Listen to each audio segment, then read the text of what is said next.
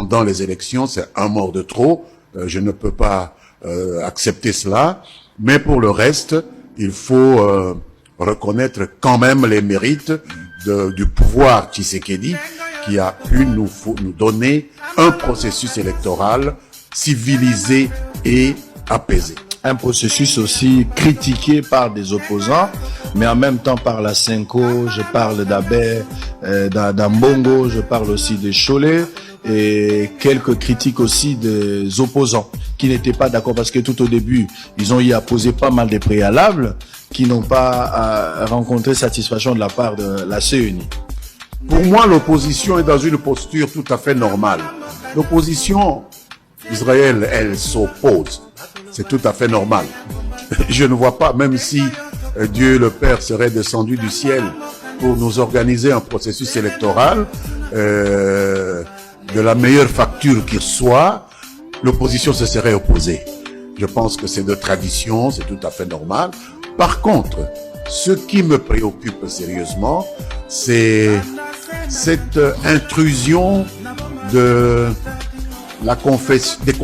confession religieuse dans un processus dans lequel elle n'a aucune responsabilité légale, institutionnelle, peut-être morale, comme tout citoyen. Tout citoyen congolais est moralement responsable du bon déroulement des élections, mais il n'y a pas de super citoyens qui doivent s'adjuger le droit de juger le processus, d'organiser les processus, de les déclarer conformes aux lois en lieu et place des institutions que les Congolais se sont données eux-mêmes par les vertus de la démocratie représentative. Et nous avons une administration électorale qui s'appelle la Commission électorale nationale indépendante. On l'aime, on ne l'aime pas, on la critique pas, mais on ne se met pas à sa place. Voilà ce que je peux dire à nos amis de l'Église catholique à laquelle j'appartiens personnellement. Vous êtes toujours fidèle jusqu'aujourd'hui. Ah oui, fidèle à Dieu. Fidèle à Dieu. Pas à ceux de ses disciples qui font du manichéisme excessif. Vous pensez qu'il y a usurpation du pouvoir ou l'ingérence dans les affaires d'État? Il y a une intrusion inacceptable dans les affaires temporelles. À Dieu ce qui est à Dieu et à César ce qui est à César. Nous l'avons appris dans les évangiles. Quelle attitude que le gouvernement congolais, la population devrait avoir face à ces gens qui utilisent également cette politique maladroite pour essayer de freiner l'élan de la démocratie? Mais je crois qu'il faut les ignorer. Il faut reconnaître à chacun le droit d'avoir une opinion, parce qu'après tout, ce sont des citoyens. Vous avez parlé du cardinal Ambongo, c'est un citoyen respectable. Vous avez parlé de Monseigneur Cholet, c'est un citoyen très respectable. Il peut avoir une opinion. Nous devons respecter cette opinion, mais ils doivent aussi respecter l'opinion de leurs compatriotes que nous sommes, nous les autres Congolais. Il n'y a pas, à cet égard-là, de préférence par rapport à d'autres. La voix qu'il va glisser dans l'urne pèse du même poids que la voix de la maman maraîchère, de Massina ou de je ne sais où, de Maluku ou de Mbandaka, de Kasumbalesa dans l'urne. Donc il faut beaucoup de modestie lorsqu'on s'exprime sur les affaires de l'État. L'Église catholique, je vais essayer de vous rappeler ce que Monseigneur Ambongo a dit tout à l'heure, je pense qu'il y a quelques jours. L'Église catholique n'a pas de preuve qu'il y aura élection le 20 décembre, comme prévu. Et que même si elle s'est tenue, il n'y a aucune certitude qu'elles vont se dérouler dans les manières transparentes. Pour moi, cela sonne comme des préparatifs à une crise post-électorale. Puisque lorsque ça vient de personnalités qui jouissent d'une certaine révérence au niveau de l'opinion, parce qu'il y a beaucoup de catholiques dans ce pays, cela sonne comme un appel du pied à des gens qui voudraient se lancer dans une contestation pratiquement rituelle du processus électoral après les élections. Alors que les élections devraient être un moment où les Congolais font des choix, et des choix qui doivent être respectés par l'ensemble des Congolais. Dès lors que vous venez avec des discours qui essayent de mettre en place une crise électorale tendant à remettre en cause la décision que la majorité de vos compatriotes vont prendre, nous entrons là dans un domaine assez questionnable, qui est parfois à la limite de la félonie. C'est ce que je peux dire. On vous accuse d'être de mèche avec la CENI pour organiser une fraude électorale dans les jours à venir. Parce que vous ne contredisez pas ce que la CENI fait, vous avez rejeté l'audit du fichier électoral, vous avez trouvé que tout était parfait. Au-delà de tous les préalables posés par l'opposition. Aujourd'hui, il y a la mission d'observation électorale de l'Union européenne qui a décidé de venir travailler ensemble avec la CENI pour essayer de rassurer l'exclusivité, la transparence des élections de 2023. Je parle du 20 décembre. Mais vous n'étiez pas d'accord. Au moment où on parle, il y a à boire et à manger avec cette histoire, telle enseigne que l'Union européenne, avec ses observateurs, ont décidé de se retirer. À un certain moment, ça rime, c'est comme s'ils vont travailler seulement pour Kinshasa, par ailleurs. Quel est votre point de vue? Je ne sais pas de quelles informations vous disposez, Israël, mais à ma connaissance, l'audit du fichier électoral a été effectué. Nous avons reçu ici, la République démocratique du Congo, une mission, je pense, de la SADC, qui a procédé à l'audit du fichier électoral. À moins de faire croire aux Congolais qu'un audit qui aurait été effectué par des Noirs n'aurait aucune validité, on ne me fera pas croire que cet audit-là n'a pas été effectué. Il a eu lieu. Et ce n'est pas parce que ceux qui ont audité le fichier électoral sont des Africains comme nous que tel ou tel d'entre nous a le droit de cracher là-dessus.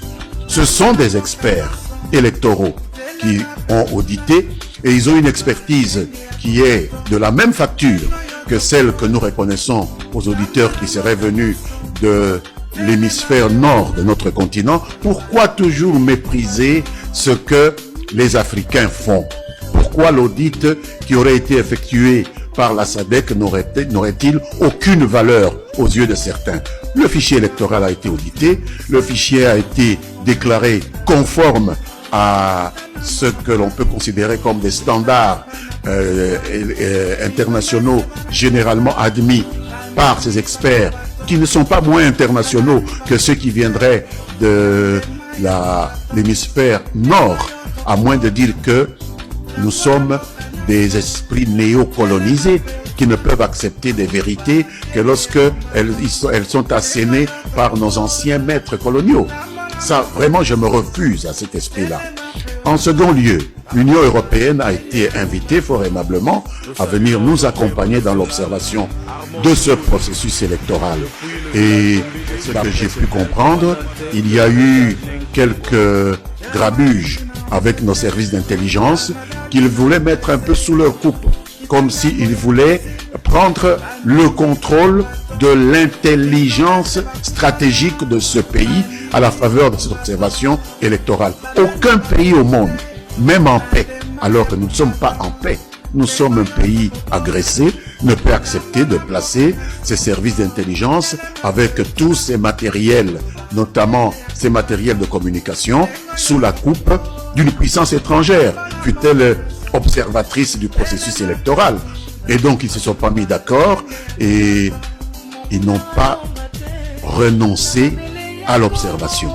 Ils ont simplement considéré qu'avec le temps qui reste, ils ne pourraient pas se déployer sur l'ensemble du territoire national et ils vont travailler sur la ville-province de Kinshasa qui, pour moi, constitue un miroir qui est assez représentatif de ce qui va se passer au niveau de toutes nos 26 provinces. Ça ne représente que 11%. Ça ne fait rien, mais c'est déjà quelque chose. Et même s'ils étaient totalement absents en 2018, ils étaient absents sur les 26 provinces. Maintenant, ils seront présents dans la ville-province de Kinshasa. Considérons que c'est une évolution. Selon vous, ce processus est réellement inclusif? Je pense que c'est le processus le plus inclusif auquel nous allons participer depuis que les élections ont commencé, parce que chaque fois, il y a eu des contestations sur l'élimination de tel ou tel candidat. Il y a même des gens dont je suis personnellement convaincu qu'ils n'ont pas la nationalité congolaise, mais qui vont concourir parce qu'on a tellement voulu pousser l'inclusivité au-delà même des limites que la loi exige.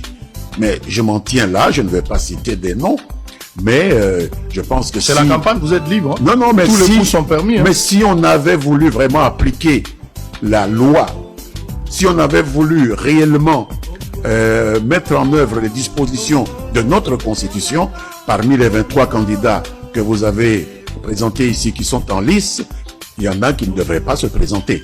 Parce que telle est la loi, telle est la volonté de la République démocratique du Congo. Vous savez, nous venons d'apprendre le décès du docteur Henry Kissinger, un des esprits les plus brillants aux États-Unis, à l'âge de 100 ans, qui a certainement contribué énormément dans la politique des États-Unis d'Amérique au cours des années qui viennent de passer, mais qui n'a jamais pu être admis à postuler à la présidence de la République uniquement parce qu'il n'est pas né aux États-Unis, parce que telle est la volonté du législateur américain.